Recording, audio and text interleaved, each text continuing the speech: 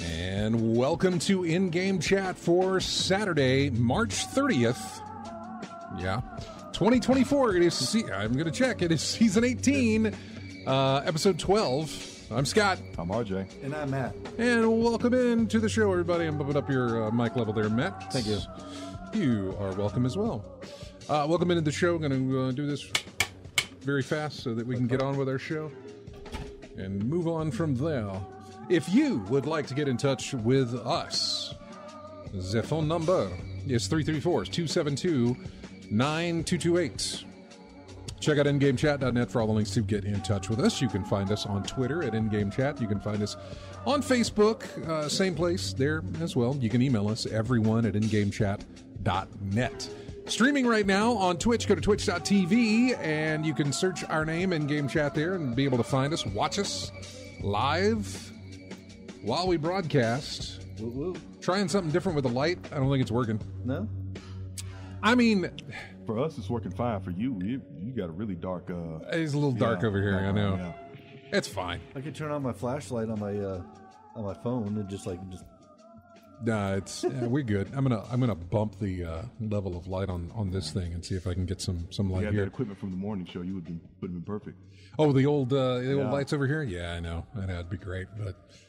Don't have those anymore. You can find us, like I said, on Twitch. Go to twitch.tv, search for In-Game Chat. You can also find us on Discord. Feel free to jump in on Discord and talk to us live while we're doing the show here. But, yeah, welcome into the show, everybody. Welcome in. So, let's see here. Where was I going to go next, other than what we have played? Normally, I give it all to you guys first to go, and then I go last. I'm going to go first. Go for it. Mix it up some. Only for the fact that I'm remembering now. So what have I played recently? So let's talk about that. I've gotten back into Stardew Valley, even though I haven't really done anything with it. They did a massive update. Yeah.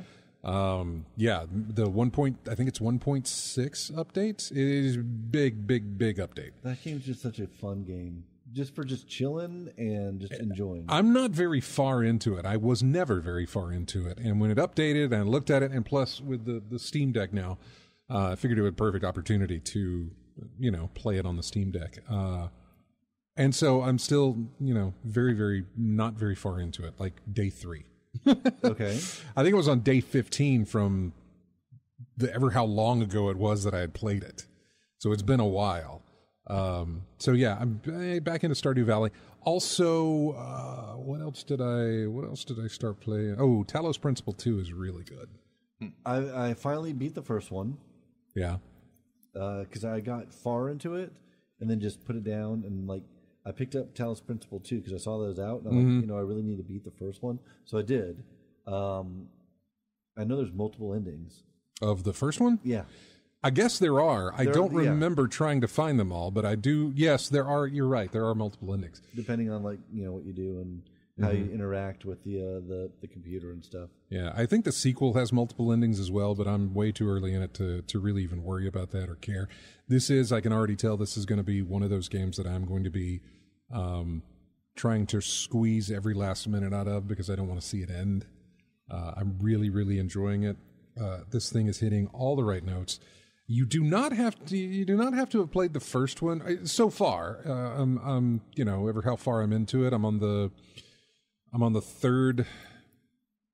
It's split up into I think 9 different islands that has 8, 9, 10 or so puzzles each, with more than that, I believe, 10 plus puzzles each area. And there's 9 different areas. So that's a pretty good amount. I'm on the third one right now. Just started the third area that has that in there. But I don't think you have to have played or even beaten the first game to enjoy this one. I'm going to move this out of the way so I can actually see you. I'm looking through, trying to look through a thing. Yeah. So okay, that's good. That I don't think you do. You'll have. I mean, they're pretty. I mean, the first one, they just drop you in, and you're like, wow, this is an interesting environment. I feel like I'm in this weird AI Greek world. Yeah, it's ruined, but yet playing the first one will be a shock when you play the second one. Only for the fact that they start you, and I don't know if you ever did. You play the demo for the second one? I have not. Okay, if you play the demo, you'll understand that. But regardless, you own the game, and you'll still understand it because they do a refresher course, and I mean a very fast refresher course, and then the game opens up massively to a situation that just a setting, I would say, that is way beyond what the first one was. All right. Does this one have multiplayer? I don't think so. I haven't seen. Because it looked like because I saw some videos when it came out that let me know that it was out, and it seemed like I saw multiple AI bots running around. I didn't know if that was if people could control those or if that's just computer. It is just computer. Okay. There is a reason. There's a story reason why there's other bots walking around there. Because that's interesting. Because the first one, one of the things I liked about it was so lonely. Yeah. No. There's still a sense of humanity's gone. Yeah, you're not playing the same character that you played from the first one. Okay. Not necessarily. At least maybe I'm not far enough in to where that's been revealed. But as best I can tell, you are not playing the same one. You, I don't really want to ruin it because and this isn't spoiler because it's something that happens at the very beginning of the game. But when you start up the game, you are in the old Egyptian, looking areas, and there's, puzzles from what you did in the first game. You go through, you guide the lasers, and you make sure you open up the doors and everything else. Yeah. You collect the Tetris pieces. Oh, yeah. Hey, look at that. Yeah. You collect the Tetris pieces at the end of each puzzle. I got so obsessed with that. Tetrominoes, I think is what they're called. Yeah. So you collect. Yeah. You collect those. You go to the gate. You arrange the tetrominoes or whatever, and they open the gate. And once you've opened up all of them, you go in and you basically wake up. You're in a simulated dream at that point. You wake up as the 1,000th member of this robot society. Which is why there are other robots walking around with you.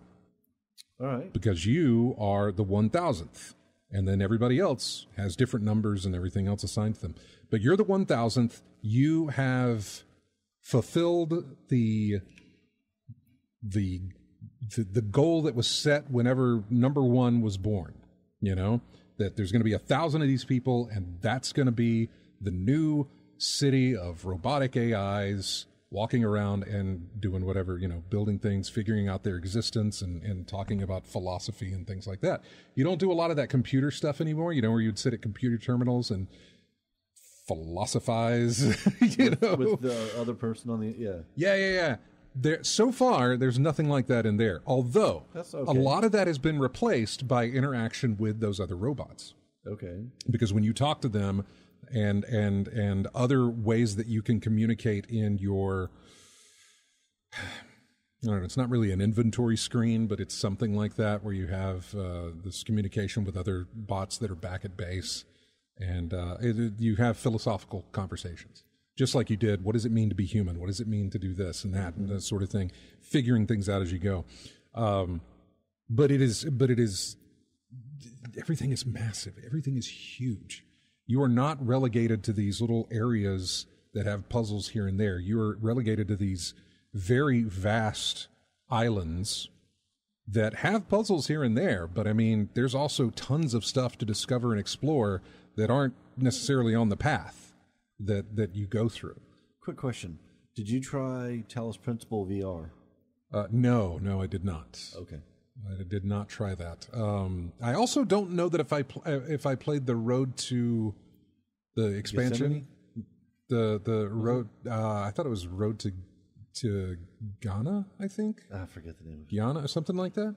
I don't think I played that expansion pack. I'm not sure if I did or not in the first one. But again, you don't have to have played the first one to do this. The puzzles are similar, but just like with Portal, they've added new elements to that, to the puzzles and how you solve them and that sort of thing. You'll get playing the first one will give you a better appreciation of what the second one is offering you. Sure. But there's no need to, do that if you don't want to. And I'm assuming the architecture, like the ancient Greek architecture and everything's still kind of there, and like it's still no. Oh no, because I love the way the first one looked. Oh, you'll like this one too. Okay, I promise you will. It's still calling upon those because you're dealing with each island has a Pandora puzzle, okay, a Sphinx puzzle, and a Prometheus puzzle. Okay, so it's still pulling in that Steeped Greek in that, stuff.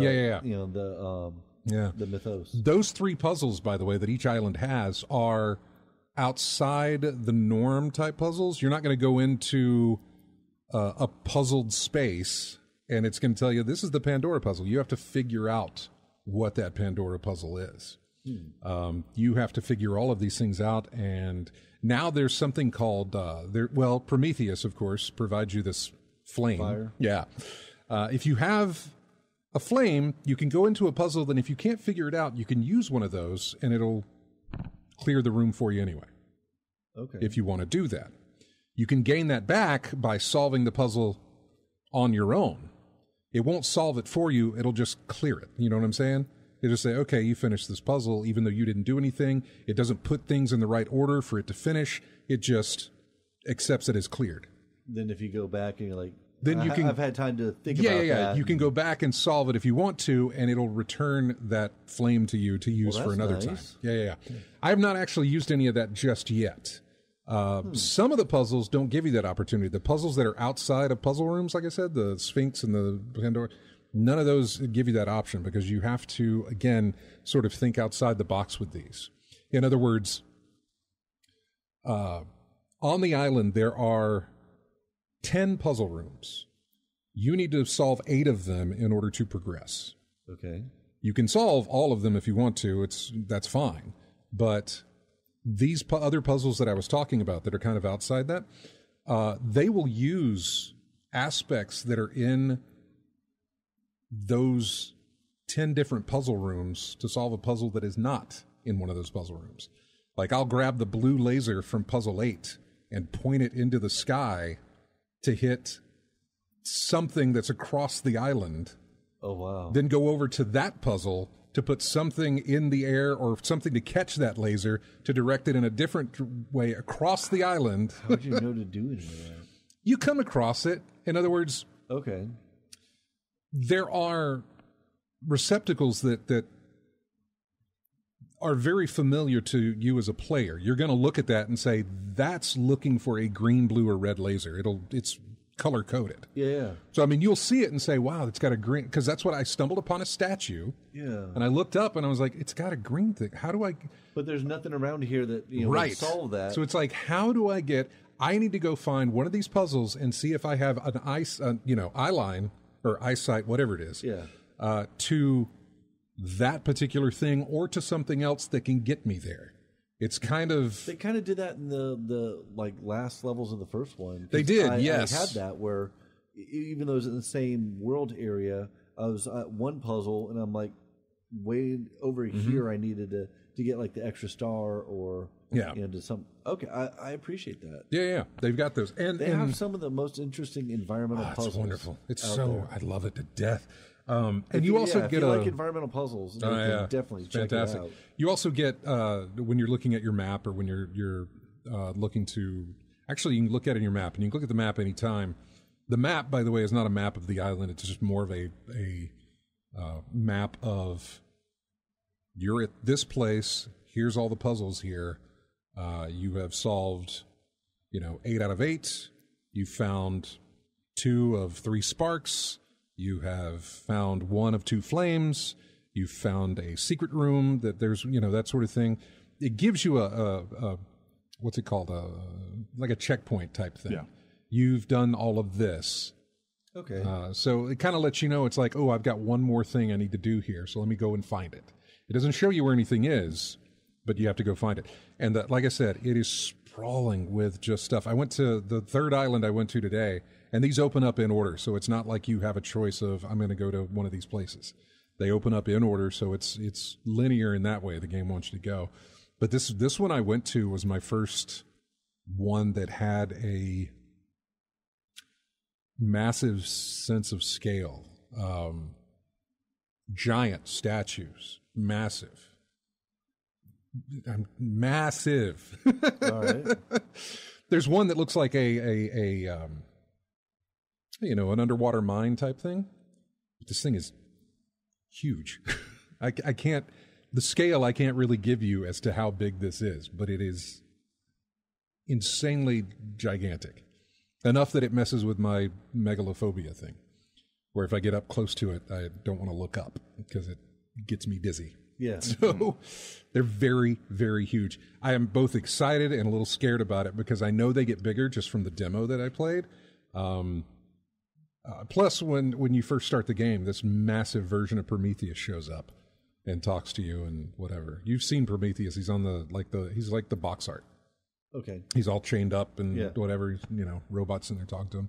Anyway, I'm in love with the game. I love it very much. There's a new way to use the Tetris pieces now. Okay. They aren't used... Yeah, the tetraminos or whatever. Yeah. They are used now to build bridges rather than to unlock doors, but basically they're still kind of unlocking something because it lets you progress. Yeah. And it unlocks a path now. It does. It does, because basically if you think of those shapes in a 3D environment, you have to build a bridge using them. Mm-hmm. And so not only can you switch between the pieces you have to choose from, they have a connector on them to where the next piece will connect to it. And you can flip, turn, do all this stuff to see how it's going to connect from this side to the other side. Because there is a way that it should connect. And, you have to lay those pieces down and that forms your bridge. And then there's questions and things, philosophical things you have to answer and all these other things. It's wonderful. I love it to death. It's fantastic.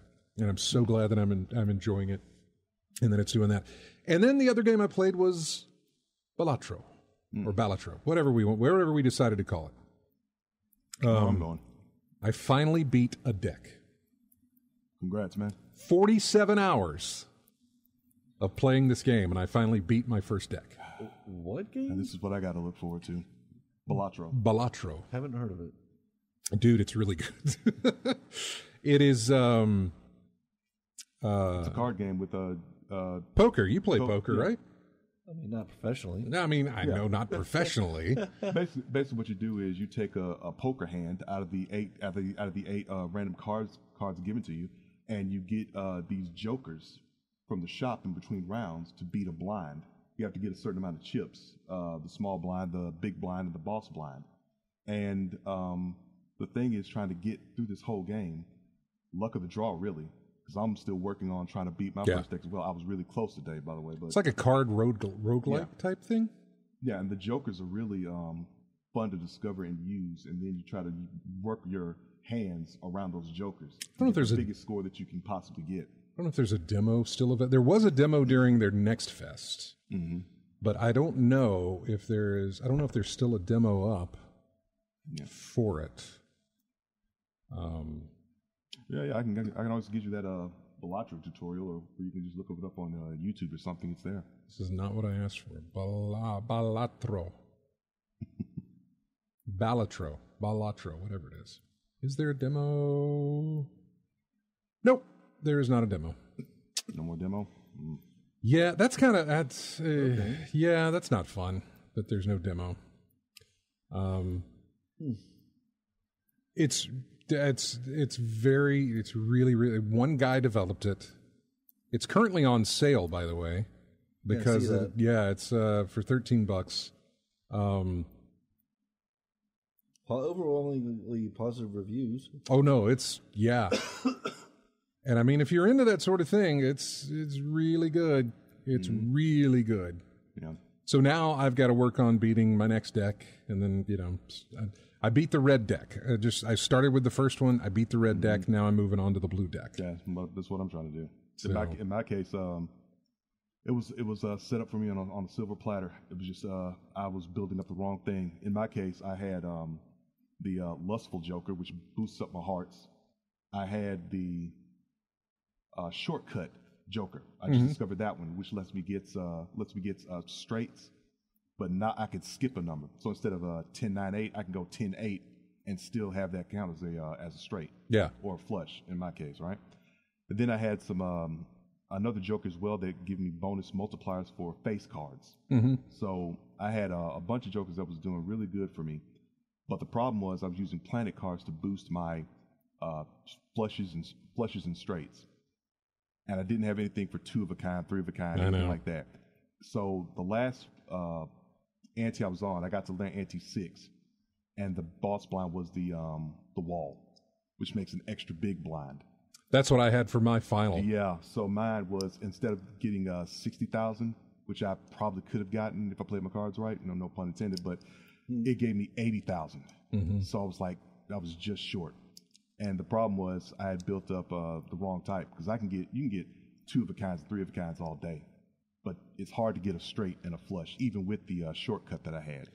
So I had to get I was able to get maybe 15,000 chips per hand. Yeah, and it just wasn't enough to get to the 80,000 I needed. I didn't have the right setup, and I didn't have the right things boosted that I needed. So. I know it comes down to that. I mean, there was a point when I was working on this current run that I beat where I thought I had not gotten planet cards at all. I was running on just the Joker multipliers, and I was like, man, I really got to get some planet cards here, or at least something that can. And so what happened was I was getting later into the game, especially on my final 3 blinds. Mm-hmm. I would play each of those. I never skipped any blinds in that one because I wanted the store as much as possible so that I could get stuff. I had already bought things that brought the price down in the store.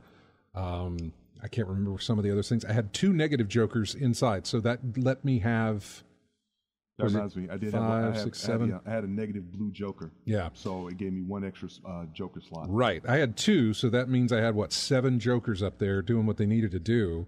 I had 2 Jokers that were polychrome, so they added 1.5 multiplier to that. I arranged those in such a way that the multiplier came at the end because I wanted all the things that gave me a plus multiplier to do that first. I got to do that more. And then I wanted the multipliers to hit at the end, so it would take that number and multiply that on top of it, because it's always going to do the steel cards. I bought some tarot cards that would turn cards into steel cards, because I knew before I play a hand, I could turn one of those into a steel card to keep on me so that it would also increase the multiplier. Mm-hmm. So I had a bunch of Jokers and I had tarot cards waiting. And then when I got to the very last store that I was going to have before I faced the big blind, which was 300,000 chips that I had to get to beat that deck, I went from $150 in the store to $5, because all I kept doing was re-roll the store until it would give me. I didn't need Jokers unless it was a really good Joker. Yeah, I didn't need Jokers. I was looking for planet cards, tarot cards, anything that was going to give me a benefit in this next thing.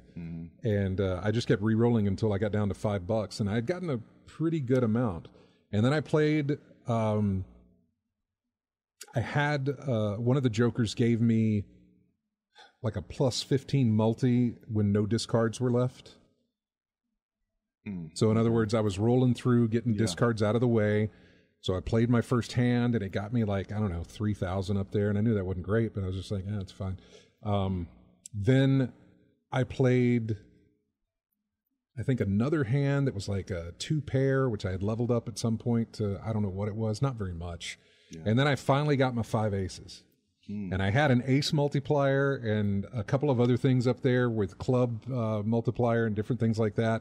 I converted 2 of them to clubs so that it would do, so it would give me more. I think, no. I had something that would turn left card, right card, that sort of thing. So I was able to make another ace since one didn't come up. And then I was able to make a steel card. So I had 3 steel cards, 5 aces. Yeah, I threw those up there. It did the thing. And I thought, oh no, because it came up to like 296,000 chips. But I didn't realize I had already had like 3,000 from previous hands before.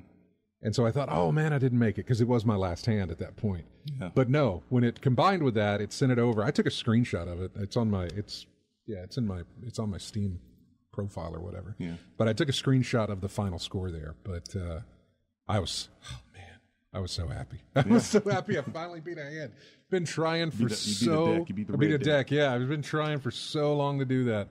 So that's why I wanted to go first. Yeah. So I would eat up all of our time. All right. I know. When we come back, we're going to find out what Matt and RJ have been playing, because I've just talked us all the way through this half hour here. Anytime I can sell somebody on Balatro is fine. I don't know if you're looking into that, but it's on Steam, PlayStation, Xbox, Switch. It's pretty much everywhere, folks. It is everywhere. And he's working on a mobile version as well. It is one guy that developed this. And he's already, sold like 1 million units already have been gone on this thing. It's just doing fantastic with it. So. Anyway, we're going to take a break. When we come back, we will, we'll find out what Matt and RJ have been playing. We got music here from Unicorn Overlord, which I don't think has anything to do with being an overlord of unicorns, but I don't exactly know. Vanillaware.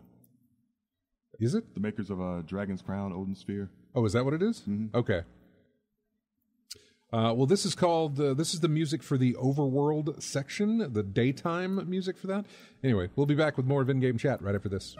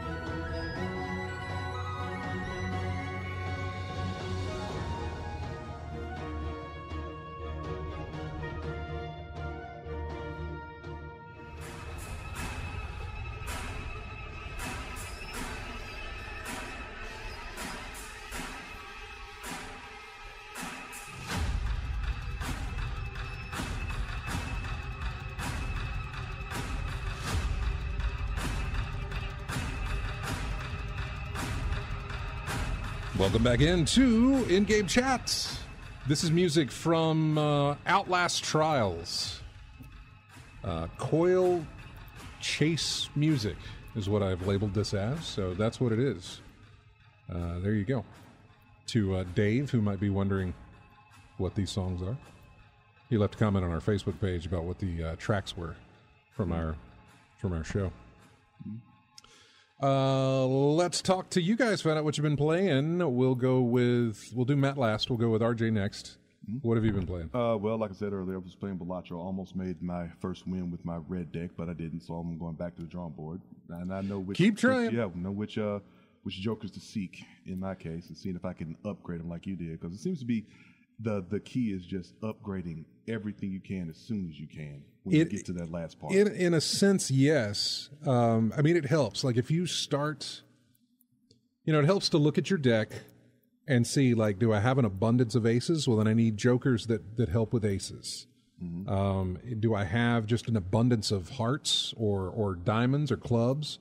Then I need cards that benefit that. Mm-hmm. Jokers that benefit that. And if you're working on same suits, then you also need planet cards that upgrade your flushes, your straight flushes, your regular flushes, that sort of thing. If you've got a bunch that are like I said, face cards, that sort of thing. It all depends on how and that builds for you in the early sections of the game as you're playing. That starts to build. It's like, all right, I'm working towards a flush play or face card play, that sort of thing. Yeah, it's like one of the things that got me was skipping a blind would give me an instant 3-level boost on a certain type of hand. So I went immediately. If you can do that, if you know that you can hit that next blind without kind of any problem or anything like that, then sure, definitely do that. Yeah, I mean ante-1. It was given to me ante-1. Oh yeah, so yeah, like, no, totally. Yeah, I almost always skip the first one if there is a benefit to it. If it adds the problem is if it adds something like a holographic or a polychrome into your Joker into your next store, the price on that thing usually will be. It'll exceed how much money you have. How much money you get. Because you only get like maybe 3 to 4. Yeah, it's sometimes not beneficial to do that. But one of the first, on that hand that I was running that I beat with, the deck, the first Joker I bought was one that would, every time I click the blind, it'll give me 2 Jokers. 2 common Jokers. And so I did that, and the first 2 that it gave me were unbeneficial to me whatsoever, with the exception of money. Yeah. It gave me like, hey, at the end of the round, you get $4, And I was like, okay, that's good. And then the other one, it was the egg one, the egg Joker. Yeah. So like the resale value of that one increases with every blind. So with every round, the resale value of that one would increase. But I sold it the first, because it was $7. I was like, oh, easy. That's an easy sell.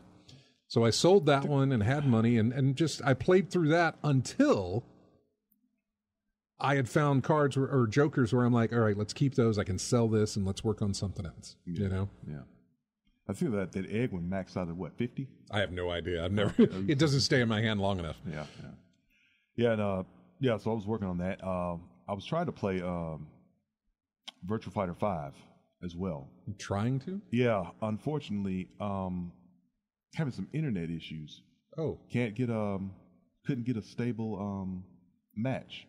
I mean, I can get online with games, no problem. I mean, that's not an issue whatsoever. But when it comes to competitive gaming and fighting games in particular, you need to have a really good internet. Yeah, it is. It was a little herky-jerky, stuttering sometimes. Even when the connection said it was lime green good, perfect connection, still had issues with it. So, and it only started recently. So I'm wondering if something went up with my setup or anything else. Because if I could play Grand Theft Auto online, no problem. Yeah. Nothing hiccups, no problems there. But only in the fighting games, when I go online, does it mess up somewhat. So I need to figure out what's going on there. But other than that, and what I discussed earlier, that's all I've played this week. All right. Yep. Matt, what about you? It's been a while, so what are the highlights of your gaming adventures? So I picked up Arma Reforger, which is like a new version of Arma. I've been playing Arma 3 for... Arma! All right. For years. In my head, it was Irma. No, Arma. And I'm like, Irma. what is Irma? Arma, sorry. We're going to try that tomorrow with Kevin and another guy. My grandmother was named Irma. Oh, really? Okay. Not Arma. Irma. Irma I've been doing Vampire Survivor some more. Yeah, It's fun. It's I got it know. on my pad, and so I've been like I'm having to redo where I'm at because on my computer, I've gotten most everything unlocked. Although I just picked up the new DLC with Among Us. Yeah, I've downloaded it on there, but I just haven't done it. Did it? I'm gonna have to check. I need to load it up on the PC itself, not on my Steam Deck, because when I loaded up on the Steam Deck, it was like starting fresh.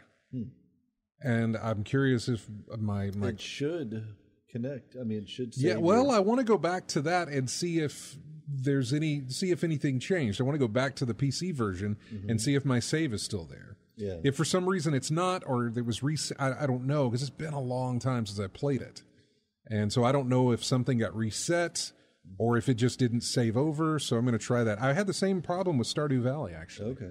So yeah, for the for my little pad here, I've been playing that and just going back through and like re-unlocking everything. Is that a mobile version? Yeah, I have an Android tablet, and so I have it on here. So they have an Android version of the game? Yep. I did not know that. Yeah. Let's see. Kickstarter. I backed one of my favorite games was the Broken Sword series. When Broken Sword 5 was being kickstarted, I backed that and got it. So they're for the 25th or so. Actually, 25th maybe. I don't know. For the anniversary of the first game, the Broken Sword Shadow of the Templars. Yeah, they're doing Reforged version of it, like a Reforged, whatever. And so they're going to update the graphics, redo the hand-drawn sprites, redo everything, make it 4K, all this kind of stuff. And so I went ahead and I backed that, and I'm excited about that. It's just I love that series. Adventure games are just I like the point and click and everything. Let's see. The Spider-Man 2 got updated.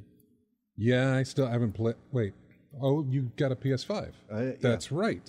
I forgot about that. Yep. And so have you played anything else on that? Oh, yeah, on that. Let's say I beat Spider-Man 2. I know you talked about that. I think you talked about that the last time you were here.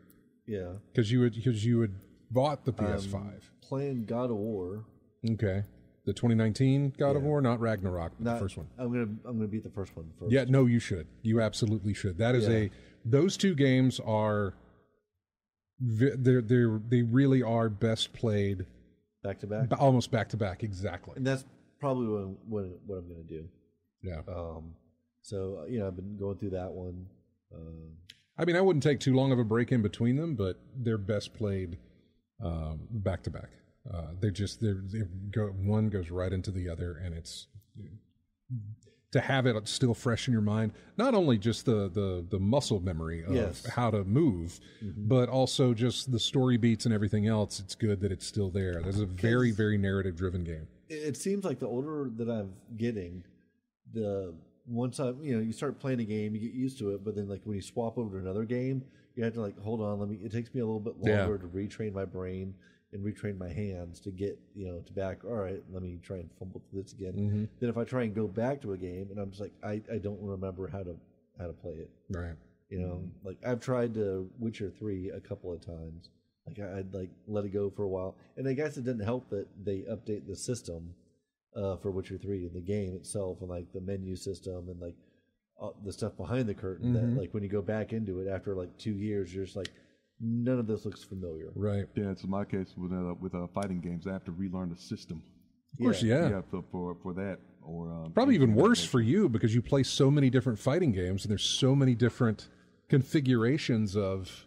Well, I say that, but a lot of them are universal in the. Some are universal. Especially moveset type stuff. I would say trying to remember which character does down, roll, forward, punch. That's a lot. Really? Most all of them. Yeah. I mean, in fact, that's one thing you can count on with fighting games. There's always a universal motion that everybody. There's only so many things you could do, I guess. Yeah, there's only so many ways. Yeah, if you try something really different out of way out there, it's not going to catch on at all. So yeah, stick with the basics, the ones that everybody know about, and it's the simplest way to get your message across of who does what. Yeah. So yeah, but yeah, like I said, with systems and fighting games, or but the story-based narrative things like that, how to operate the controls and everything. Like if I were to pick up Bloodborne right now and start trying to pick up where I left off, Be a mess. yeah, I mean, yeah, I can figure out how to attack and everything because it's still the same way with the shoulder buttons, but I forgot what the face buttons do or the D-pad does or how to get an inventory. I can guess. I just fiddle around and find out. Eventually I'll get it, but it's going to take a minute. And that, still playing a little bit of Elden Ring. Okay. Still get my. I don't know. Yeah, I was going to say I'm not going to catch any references, but RJ will if you want to talk about it. DLC. I have not. Well, it's not out yet, is it? It's not out yet, but I'm saying you're going to pick it up possibly later on. How far are you into the main game proper? I still get. I mean, like So I play with Kevin. You know, I don't do it by myself. So, oh, really? Yeah, we found a mod to make it where you could do the whole game co-op. Oh, nice. And that's the only way I've been playing it because like I understand. He's real big into the lore and he's real big in like, oh yeah, I've already gone through this section. I fought this person. This is how you do it. And I'm like, okay, let's fight this guy. And bam, I'm dead. I'm like, Stardew has co-op now, by the way. I heard. Yeah. So for me, like where I'm at in the game, I don't know. I can't tell you. We've unlocked a lot of the map. We're somewhere. I'm getting, brutally murdered every time. Right. But like, I just do it more as a way of just like playing with Kevin. Okay. And like going with a friend who's like in a different city. I mean, different state actually, and just like like that kind of time. Just he's still over in Georgia. No, he's in. He's moved to Ohio. Oh, is he now in Ohio now? Yeah. He was in Georgia for a while though, right? He was. Okay, and he moved back because he moved from Ohio to Georgia. He moved, back to Ohio years ago. Oh wow, okay. So it's just one of those things that, like, a chance to play with him. Yeah. Yeah, that narrows it down. That place where you get killed a lot. That's I know, like, everywhere. Could you be more specific? I'm like, oh, hey, look, a mosquito, and I'm dead. Dead. Yeah, I feel like that South Park meme. You think he's joking? No. I know he's not. Mosquitoes are. I don't think he's joking at all. Even locking on to mosquitoes don't help. They can still dive bomb you and you make you miss. Yeah. So yeah, they're a problem. And I think I'm like character level is like I think 80 something. Okay. So I mean, like we've been doing it for a while, and I've got strong armor, and I've got like a good sword and everything. Like, well, Kevin will go ahead and he'll pick up stuff, and then he'll he'll drop it off for me because you could share. Yeah, you can drop items that you don't need, or can split with. So with the multiplayer mod, we can actually share items. Yeah. So which is really nice because he'll have like, I'm not using this weapon or this armor here. You have it. And I'm like, hey, that's better than what I have. Thanks. Exactly. But he also does Sekiro and some of the other stuff, and like I've got to get back into that too. I just the muscle memory and like the patience for it.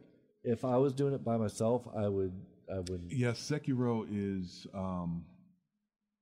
you're gonna have you really do have to work on your timing for Sekiro because you don't have a shield in this game. All you got is your blade and a parry. You have to parry. Yeah. You can't like sit there and turtle with a guard all day. I mean, you could do it, you could do that, but you're not going to get anywhere anytime soon. It's going to be real inefficient. In order to get your wear out those heavy duty enemies in the game, you've got to parry. You've got to get them weakened and worn down so you can actually do some damage with your serious damage with your attacks. If you don't do it, you're gonna be in for a long day. So yeah, I learned it's that not like other games where it gives you like a liberal parry window. It's like you have like split second like to do this just right, or else you're gonna be just perforated. Yeah. You're talking about Sekiro. I was thinking of really any of them from Software. The Stellar Blade demo that is currently, I think, only on PS5. Okay, but it's Stellar Blade. I think it's called Stellar Blade. Stellar Blade. It's familiar. You're familiar with that? Blade, yeah. Okay. Because it's got aspects of Sekiro in there. It's got aspects of, I guess, Dark Souls and a lot of those sort of things in there. I haven't played it. I haven't seen anything on it.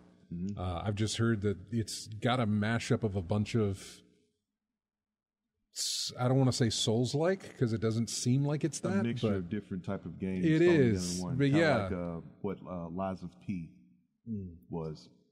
Kind of, but this one also has near automata aspects of it too. Okay. There's just little flavors of this and that you've seen before that are also in there. So, what's the word? An amalgam of different games thrown into one.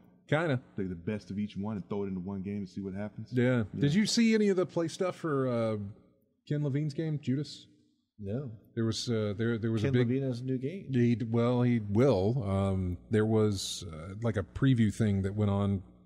I guess I don't know about last week, but maybe week before last, where journalists got to see an overview of it. I don't think they got to play it. They got to interview Ken, and they also got an overview and some gameplay sent to them so they could show that off and show the interview as well. He did BioShock, right? Yeah.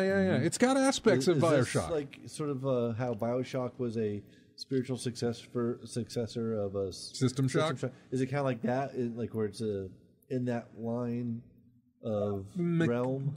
Gameplay-wise, yes. Okay. Story-wise, I don't think so. But it's still gun in your right hand, ability in your left hand, Mm-hmm. You want to set fire to something, boom. If you want to throw electric shock on the ground when there's water to electrocute everybody, you can do that. You can also hack into them. I mean, it's very mechanically BioShock. Yeah. Which was System Shock. I know. So. But it's. Okay.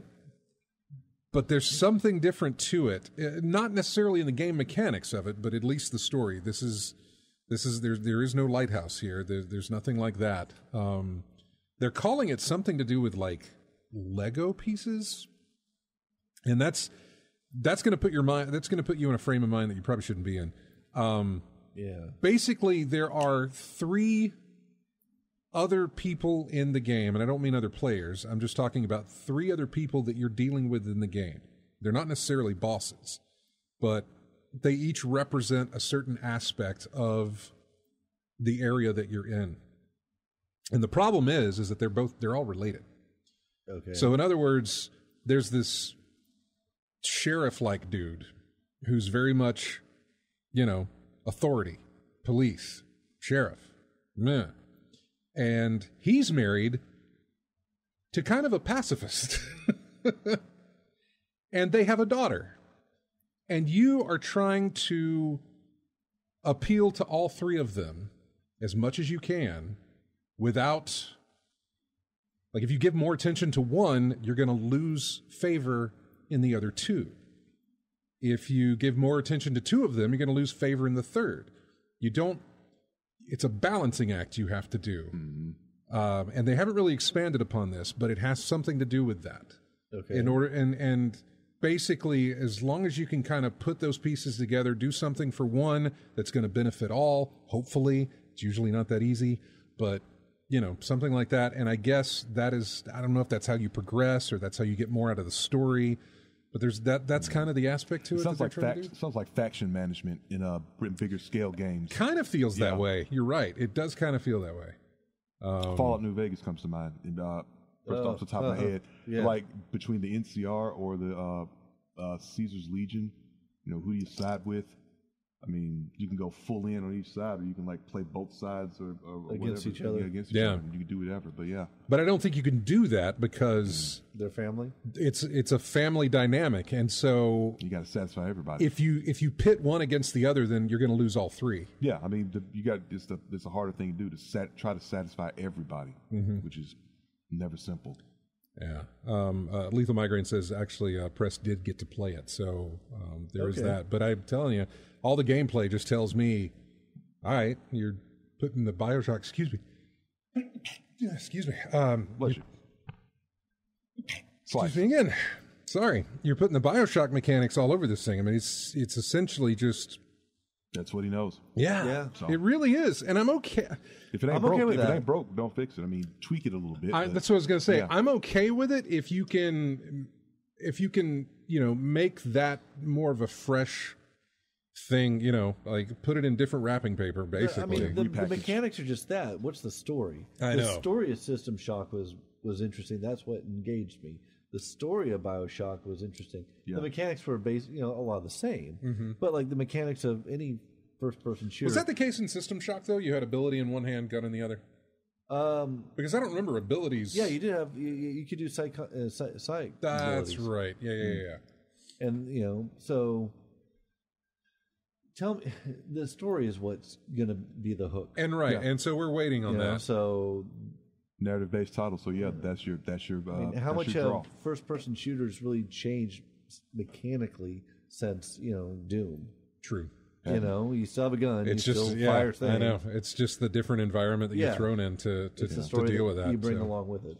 We're going to take a break here, and then when we come back, we're going to get to the phone. I imagine it's Chris, but I don't know. They've been holding for a while, so I appreciate that. But we're going to get to the phones when we come back and jump into some of the news as well. Here is music from... I guess the game is called Guilt, unless I was trying to abbreviate something, because it's GYLT. And it's called Sally's Lullaby. We'll be back with more of In-Game Chat right after this.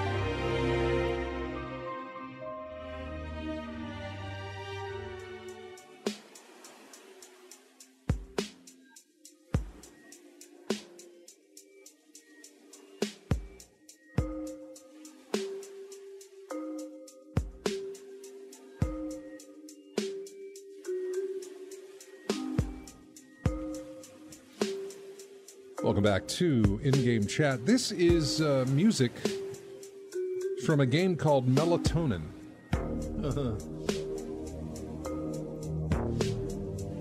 Track is called Dream Ocean.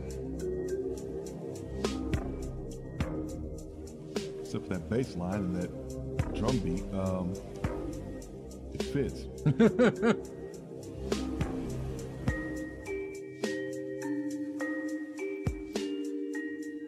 Yeah. I don't know. Very. I'm not sure exactly what the point of the game is, but it's called Melatonin, which makes me think it's, make sure you go to sleep. Yeah. But you want a game that puts you to sleep. I like chill games. I don't like games that put me to sleep. Melatonin. Let's see. Melatonin is a rhythm game about dreams and reality merging together. Okay. Uses animation and sound cues to keep you on beat without any intimidating overlays or interfaces. Harmonized through a variety of dreamy levels containing surprising challenges, hand-drawn art, and vibrant music. Has a very positive rating. Came out in December of 2022. And the developer and publisher is named Half Asleep. Makes perfect sense. Let's go to the phone. Sure. Hey, you're on In-Game Chat. Who's this? It's me, Chris. Hey, buddy. What's going on? Hang on. Let me get it off the speakerphone. Okay. Sure. Sounds pretty good, but sure. So far. Oh, maybe it's on my end. Anyway, I'm not going to mess with the VCR no more. I've about had it where I replaced the loading belts and everything, and that didn't do it. It's probably some gummed up mechanism stuff in there, and it almost ate one of my rare tapes that I didn't think about that I shouldn't have put in there. So I'll just button the thing back up, and I'm not going to worry about it. Okay. And they're all rare at this point, aren't they? I would think so. VHS? Yeah, but it's even more rare because it's an old anime series. And it's the only one that, like a couple episodes that were dubbed in English of a series that never was. Oh. And that's all they did was like 2 episodes in. And I had to put it in there, and it crinkled a spot of it. So it made me mad. Mm. Yeah, it's one of those I spent about $40 on. God, ugh. But anyway, my condolences on that, man. I've been there before. Oh. But yeah, I never planned on watching it anyway. But I know it'll still play. But it's just one little spot. It's got a a bad spot on the tape, but it'll still play through it and all. Yeah. So I'm not going to worry about it. I'm going to put it out of my mind and not worry about it. Yeah. Well, what else? But on the other thing, since y'all been talking about the Talos Principle, I saw that the ultimate one on the PlayStation was on sale for $5, and I was pretty sure that this is a no-brainer. But I wanted to get your opinion that this is it's absolute must. Why haven't I downloaded or bought it yet? And that's what I was wanting to ask you. I would say yes. For $5. It's $5. I get it, but if you aren't into puzzle games, it doesn't matter what you spend. You're not going to like it. True. I mean, if you I environmental like puzzle games. Yeah, I mean, but it is. That's all it is. You go into a room and you have to direct beams of light to open doors and to you pick up cubes that activate pressure plates. So far, just the lasers. I mean, there's the laser thing. You could freeze stuff. In the later levels, you have to mess with time. Yeah, and rewind time. Yes, and that can become real brain bad wordy things. It'll really, really mess with your thoughts, which is fine if you like that sort of thing. I mean, it does advance. Eases you into it. It does. So yeah, but I would say $5 is definitely worth doing it if you're into puzzles. Games. Yeah, really. It's again, great game. It's made by the same people that made Serious Sam, which is weird. I didn't know that, or maybe I did. I just brain dumped it. But the Egyptian that makes sense. The Egyptian locations and stuff. The locations, the artwork, and okay, yeah. Sure. Crow Team is the yeah. I just all right. I mean, it reminds me, I've got their poster for the first game that's autographed. I think that's in my portfolio thing that holds my posters. I think I've already got it in there. I've been going through and flattening out all of my posters and putting them in a flat file, file type thing to hold them until I can do it, so that they're not rolled up in tubes. Hold them till you frame them? Yeah. Or decide to frame. There's no way I can frame all these posters. There's not enough walls in the world. I know, man. there's no way. I need to pick what I'm going to frame. I mean, maybe over time they'll all get framed, and it's just going to be what am I going to hang up? But just swap them out. Exactly. Yeah, movie posters in my case. So, anything else, Chris? What else going on? Anything else? Well, I don't know if you've been looking into it and all, but I don't know if you've heard, but Retro Game Planet, that the video game store that's owned by Rustin. They moved. They're about to. They started in the process of moving, and they're going to be opening up possibly on the 4th. In about the middle or end of next week. So where are they I didn't know moving if you were aware. They're moving on 31. What's a way I can tell you where it's at? It's in Prattville still.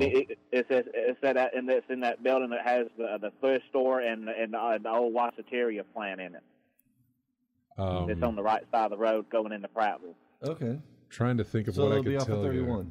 It is. It's off of 31. The turn to go into my neighborhood off 31?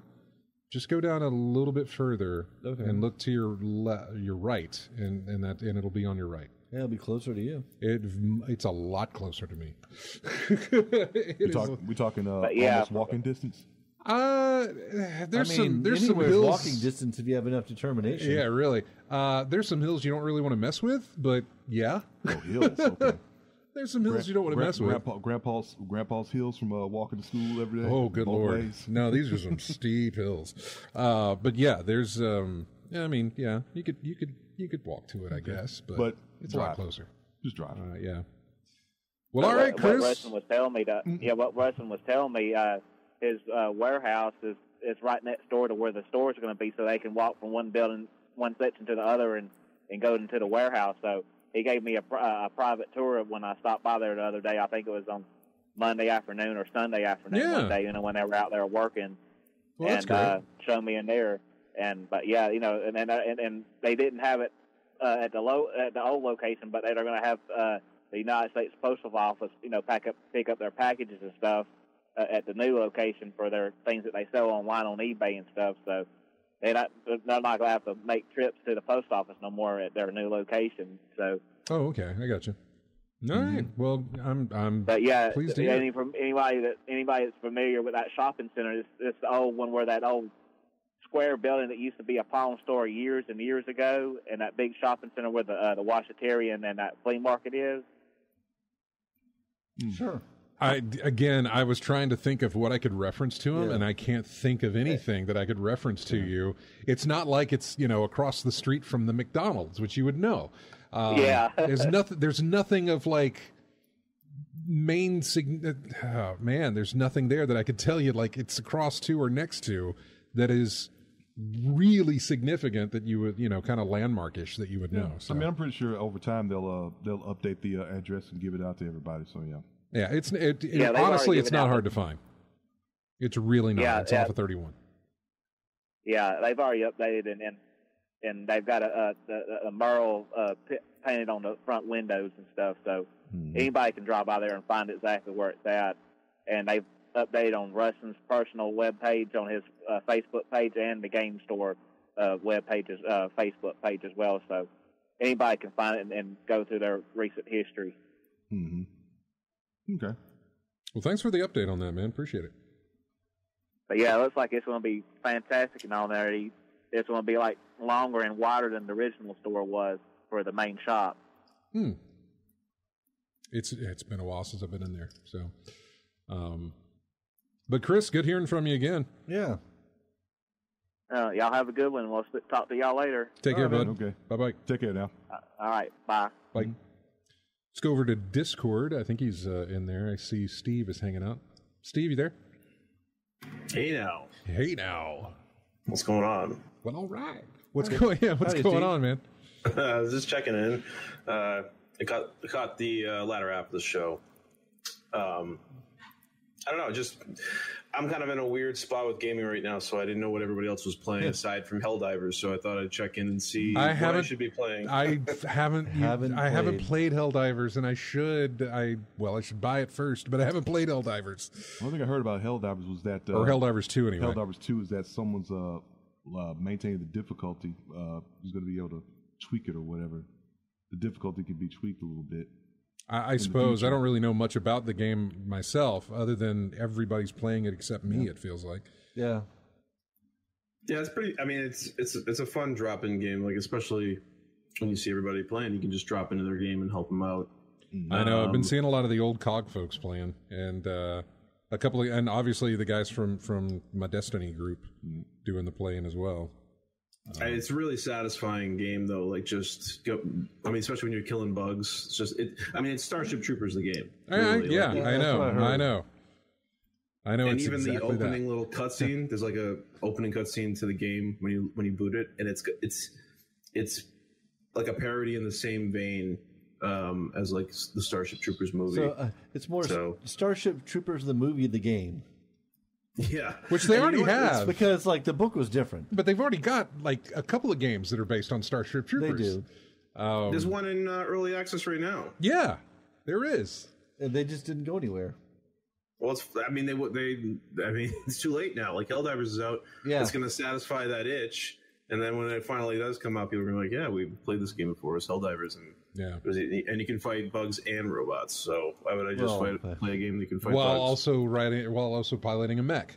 Yeah. So there's the mech is so fun. So that's the thing. Like, it's very grindy in the sense that you have to level up to unlock a lot of the stuff, but it's very satisfying. Like, it's not like, oh my god, I have to collect X more of these things.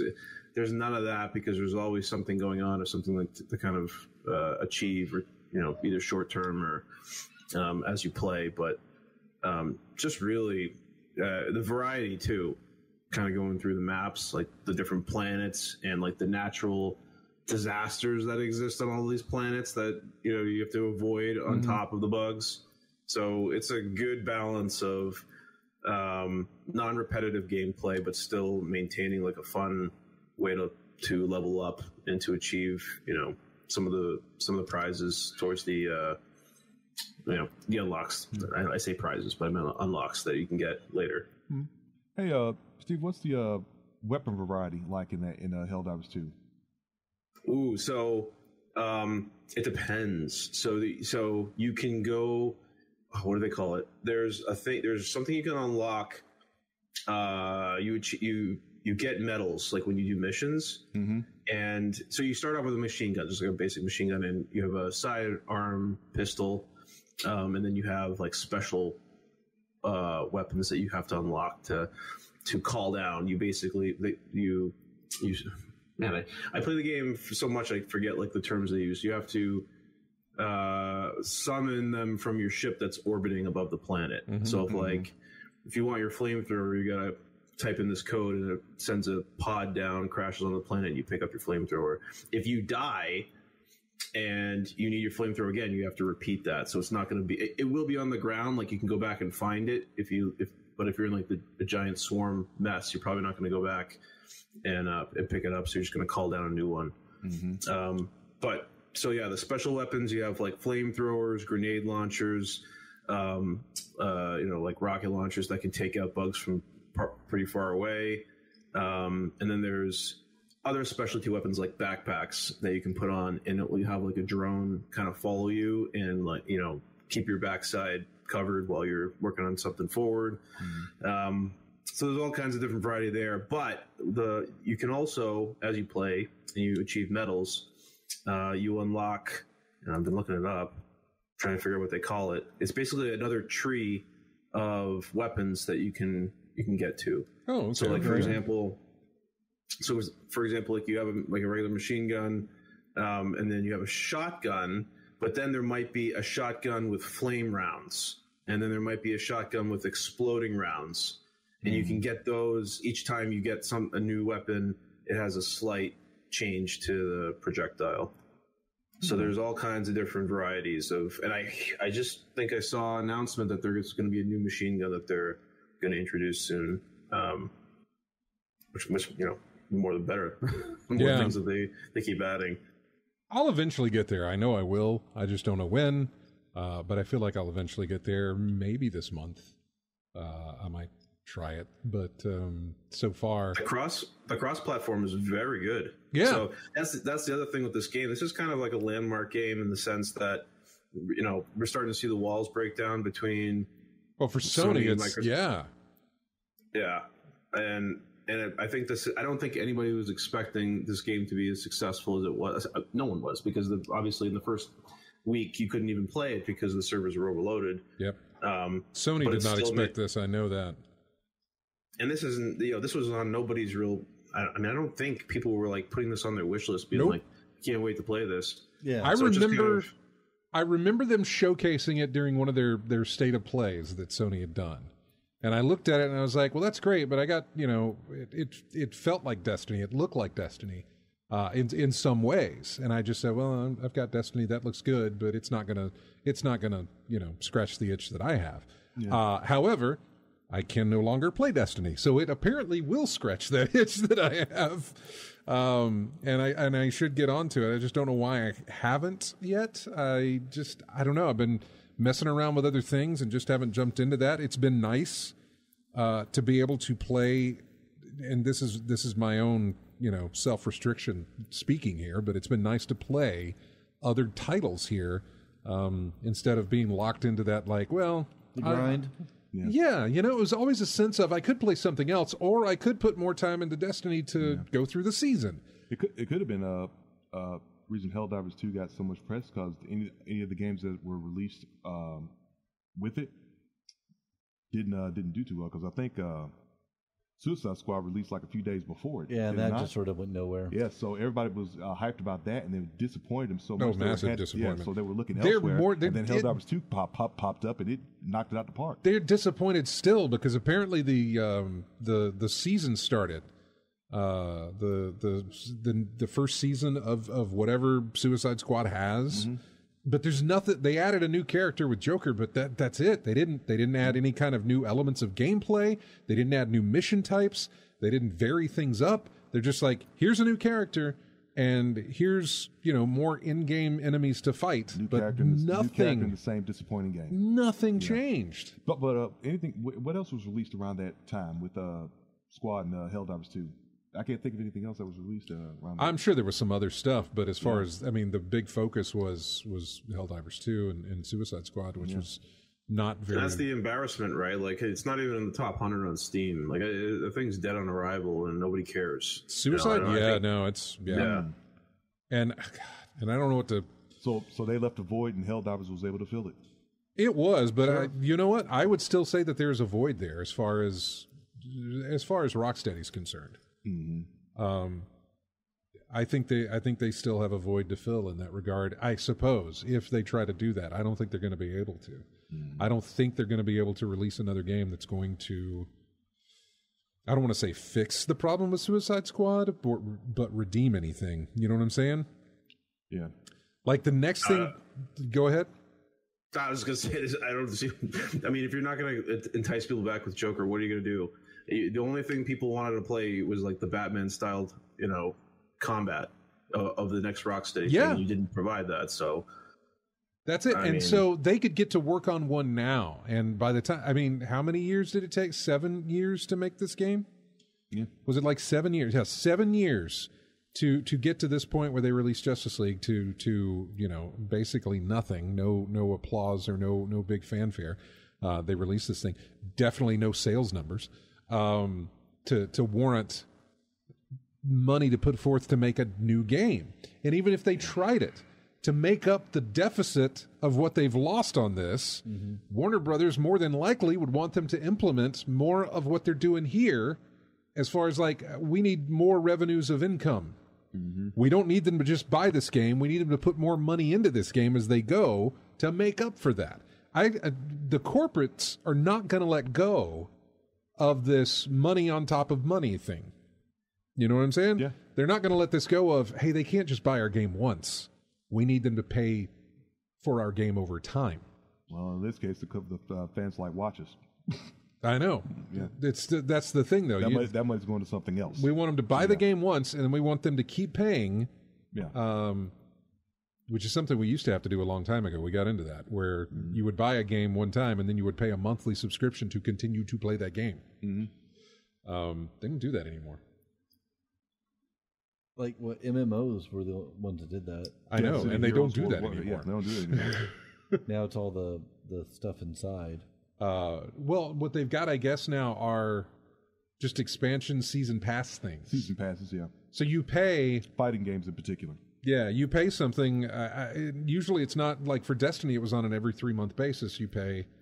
Well, actually, no, it was every year. You pay a new expansion. You basically buy the game again, and you get the season pass that gets you through the year. I don't know how WoW works anymore. I don't know how it... I know that it was a month... Is it still doing? I know it's a monthly subscription fee, but I don't think they have that anymore. I don't know what they have. No, I think they still do. Isn't that... They did one of the guys in Blizzard came out and presented like a chart recently.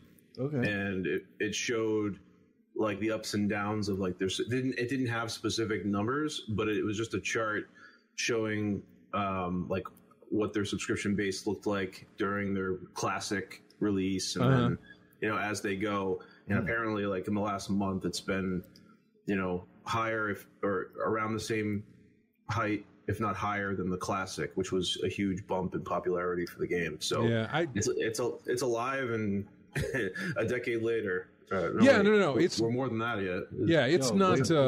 I had no thought that it was declining or anything like that. I just didn't know if they were still doing a monthly subscription or if they were doing like the season pass thing. If they had gone into doing that. I think it's $15 a month still. I still think it's that. You get everything, yeah. All right. Mm-hmm. Yep. That's just one of those things where it's like, man, it's been a while since. When did WoW come out? What year did WoW come out? It was around 2004. Yeah, so it was 20 years. Yeah, I was going to say it's around the time City of Heroes dropped. Was kind of about a year into City of Heroes. Yeah. Yeah, I was looking up the. All right, so 20 years. Yeah, Battle.net popped up, says they got a 12-month offer at $13 a month. Well, $12.99 a month, but $13 a month for World of Warcraft. Yeah, still there. Oh, for when you pay for a year subscription. Yeah, is that what it comes down? Yeah, 12-month offer, $12.99 a month. Save $24 a year. That's right. I forgot. Final Fantasy 14 probably has a monthly subscription, I believe, as well. Guild Wars Guild Wars 2 or whatever. Those are like huge franchise. Like Final Fantasy is so big though. It's like they can offer that and get away from it. Yeah. Like if you were to try to do a subscription with a game like Suicide Squad, people would not. There's no way. I don't think you could do a subscription service game right now. I mean, obviously these other games are grandfathered in, but I don't know that you could do a subscription service like game. A new IP game. Or yeah, like here it is for a month. Not a new IP. It would have to be like a major franchise, like a Star Wars. Look at those games that tried that and failed. We had Age of Conan, I think, or was it Age of Conan, or was it just? Yeah, that tried to do a monthly subscription long time ago. What was another one? Hellgate London, I think, or something like that. The Diablo people. I played that. I just saw news about that too. They want to reboot the Hellgate London. They game. do. I swear, this week I saw news on that. I know. They wanted to try and. Apparently, someone brought back some servers too for that. I guess recently too. The kind of like renewed interest. And Guild Wars 3 is in development as well. So yeah. Oh, and we got a new Marvel game that is basically very much what is it called? Oh God, Rivals? It's like yeah. Overwatch. It's very Overwatch. Was it Marvel Rivals? Yes, Marvel Rivals 6v6 shooter. Which is going into. You were talking about that other Marvel game that they released that trailer to that came out of nowhere. Oh, you mean Amy's game? Marvel 1945? Yes. Wait, I think that's a game? Yeah. Mm-hmm. I thought it was going to be a where series. Did that come from? There was no... It just came out of nowhere, I think. Okay. I don't think... Well, we looked up the history on this last week when we were talking about it. They had announced in 2021 with, like, here's a title, or here's what we've got. It's Captain America and Black Panther. Then in 2022... I guess 2022 we got the title announcement. I think 2021 we got the announcement that Skydance was working with Amy and Marvel to do a game. Then 2021 we got a title, and then just 2 weeks ago she was on stage at the State of Unreal, the State of the Unreal, whatever that is, that presentation, which is not where you would think this thing would be announced, but it was shown off, and then there was this tech demo thing shown off as well, which was just amazing to see. I mean, it looks incredible, and yeah, if you're gonna pitch, the next Unreal Engine, then that's the kind of thing you want to look at. You want to see something as gorgeous as that. And that thing was playing. Was that game footage? She said that at least 25% of what was shown was in-game footage. Were live actors in any of that? There were mocapped.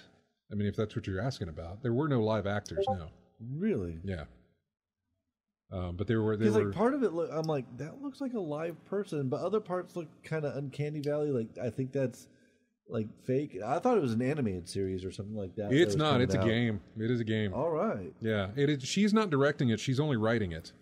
Hey, she's written some great stuff. Oh no, she has. She has. It again, just to repeat this.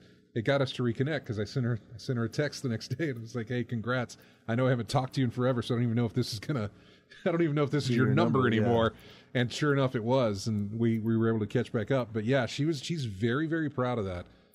She's very excited about it as well. But I'm just hoping, like her regular other stuff, it just doesn't get canceled before it sees the light of day, man.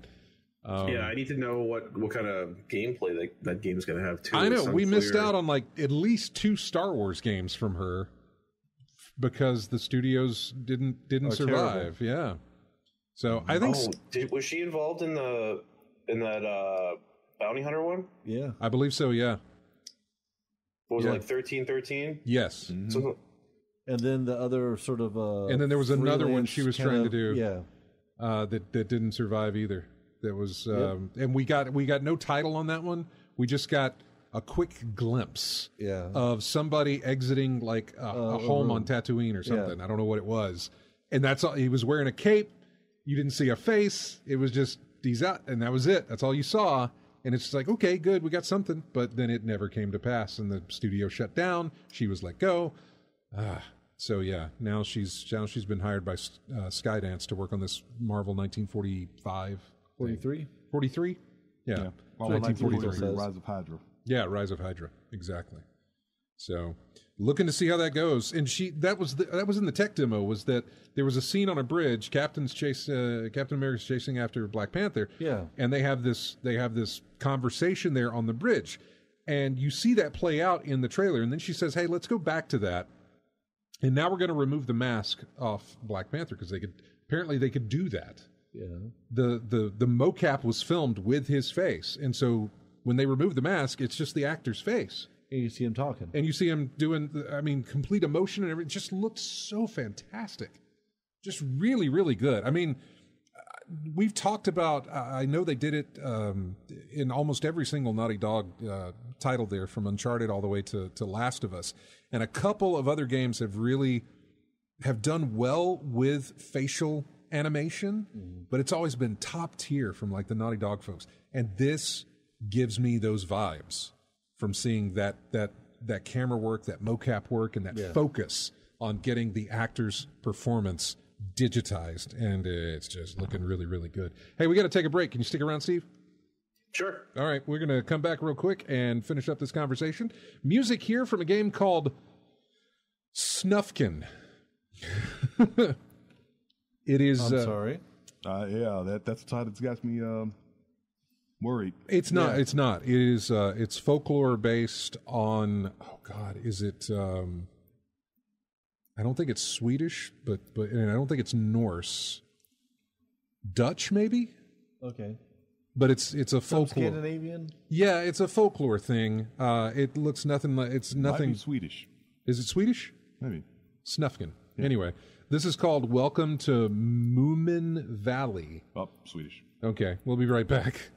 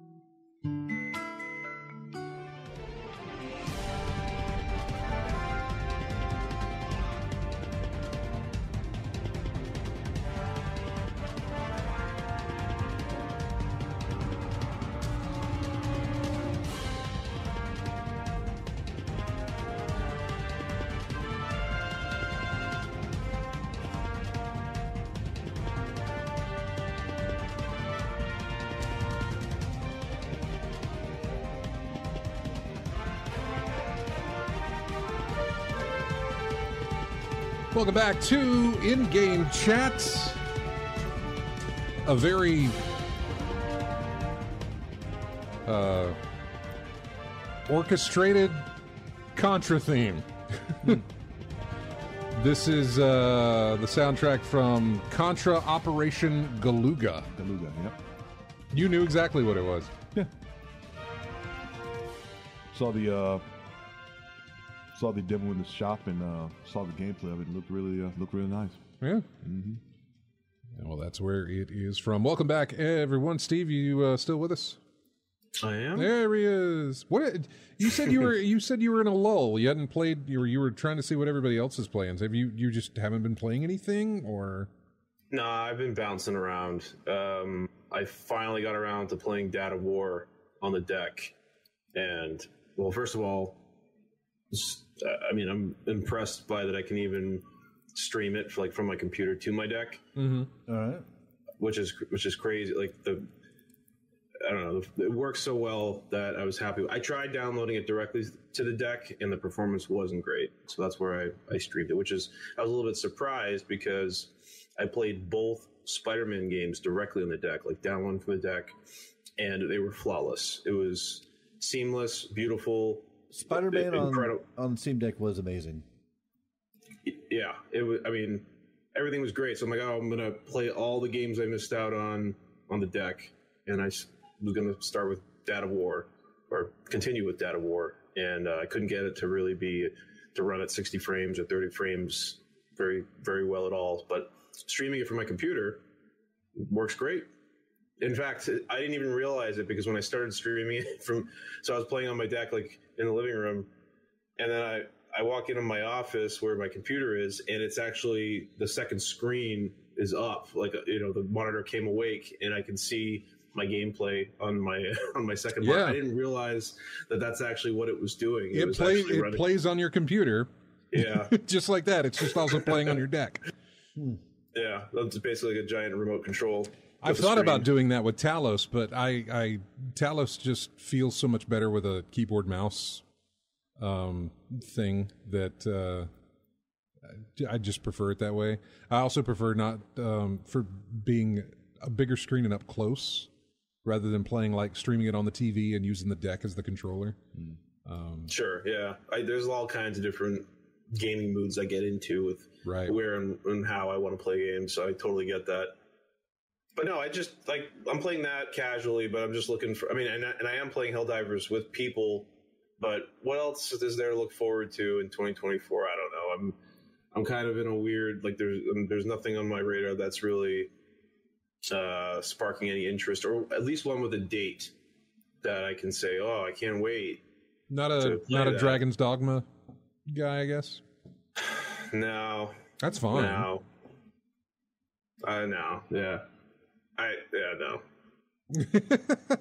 Sounds like you're trying to convince yourself. Well, no, because I was going to get into the whole thing with my problems with Baldur's Gate 3, but I'll save that for a different day. All right.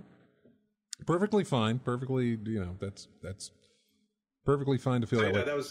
That's why I was asking you guys, like, what is on your radar for something that's coming out that is like top, top for of your list? Something that's coming out. Yeah, like what's number one for you? I can think of one. I won't say it yet because I want to hear what you guys say. But it doesn't have. I don't think it even has a solid release date yet. So I'm just, if we're looking at things that don't have solid release dates, then GTA 6. That's on the radar. It's next year. I know it's next year, but this year, something in 2024 that.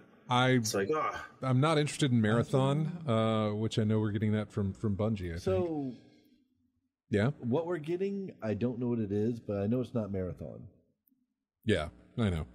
Because I played Marathon back in the day. I played Durandal back in the day. Mm-hmm. Like, those were, like, I remember back in college when, people were playing Doom, I was in the Mac lab playing, Durandal and stuff like that. And we did talk about...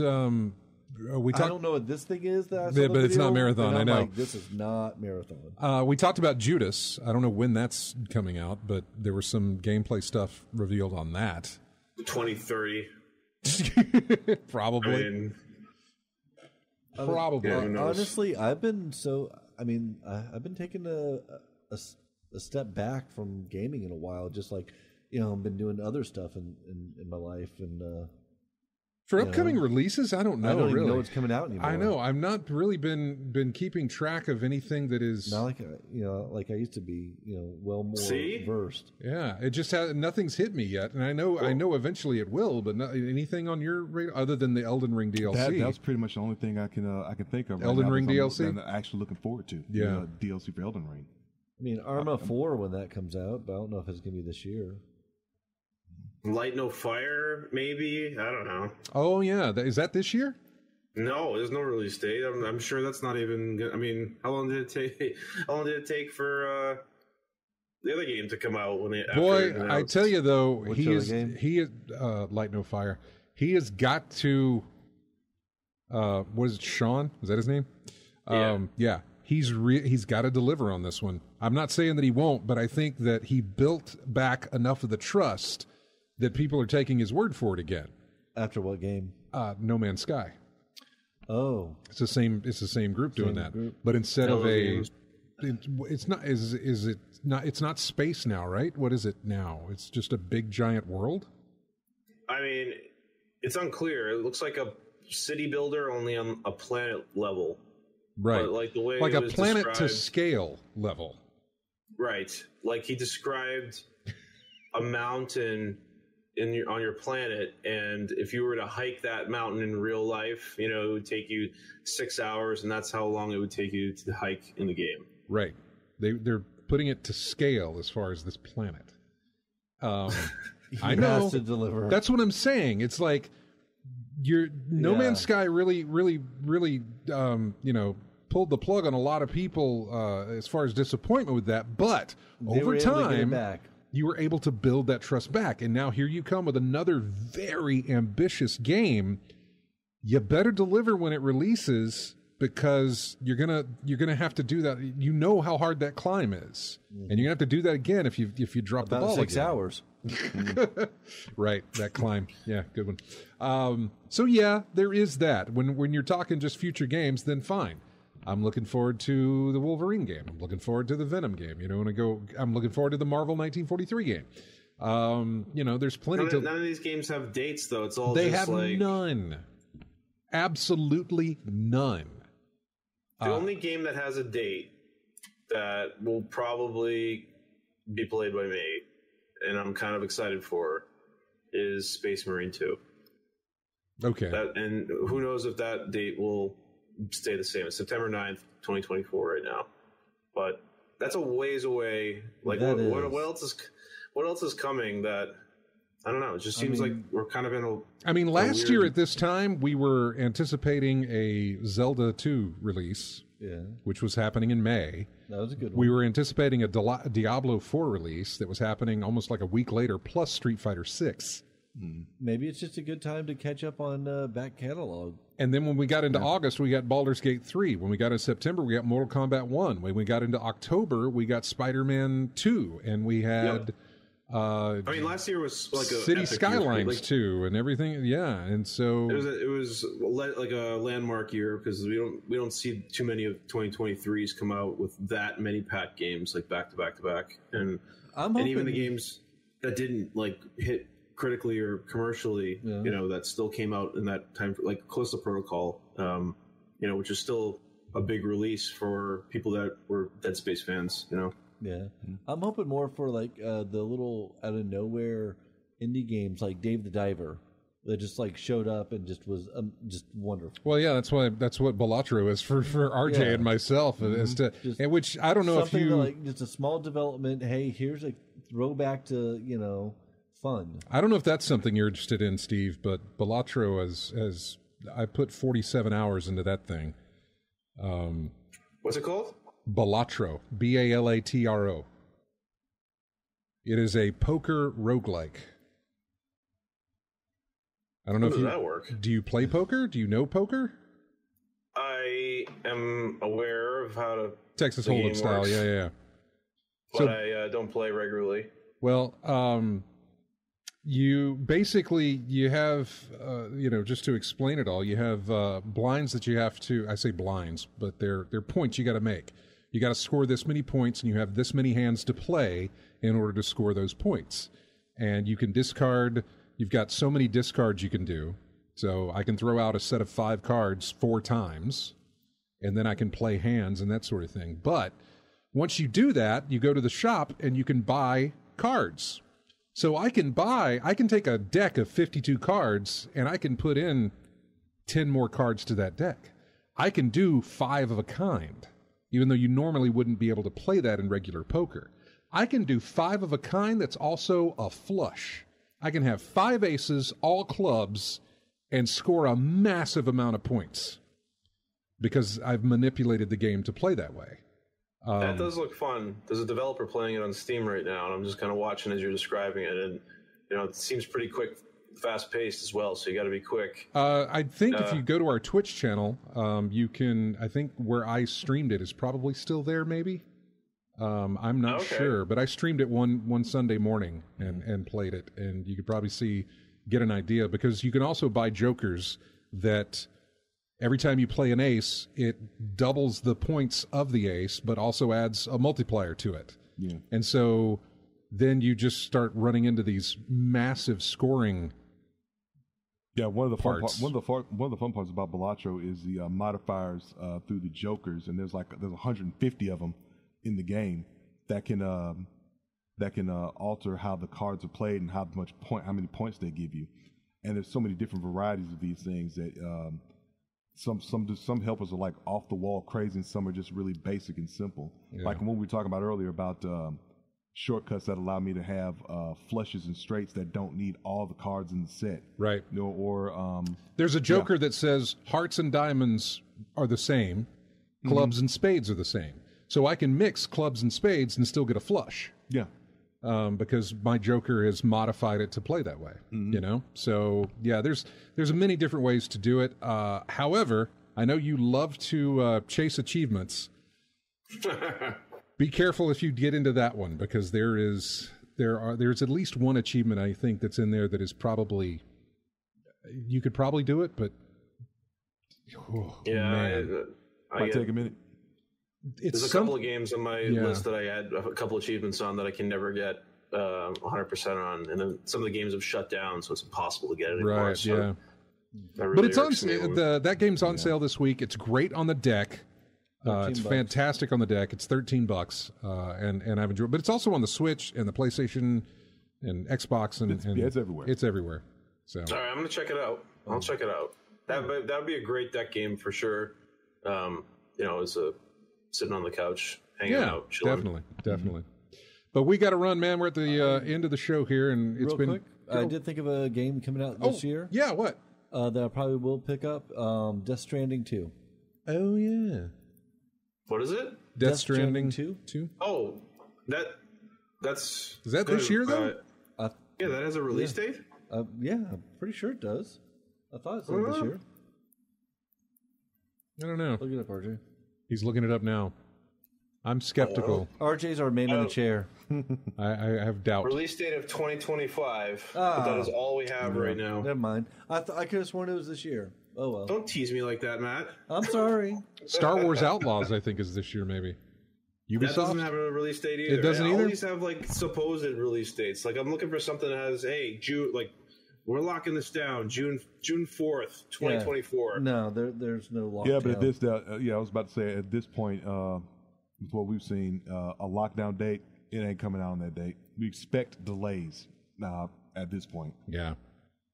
So I'll take a month delay. That's fine. At least I can look forward to it. Nebulous year dates don't do anything for me. No. That's not gonna get me going. Yeah. Well, it was good hearing from you, Steve. We got to run, but Yeah, I love talking to you guys. Thank you. It was great talking to you. Take care.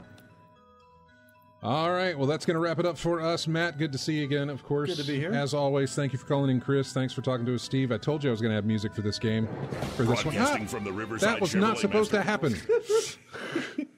I even said it to where it would not happen. We are a professional And now outfit. I am upset because I lost the music. God. And now we're back to Unicorn Overload again. Oh, man. That was columns, by the way, folks. It was columns, and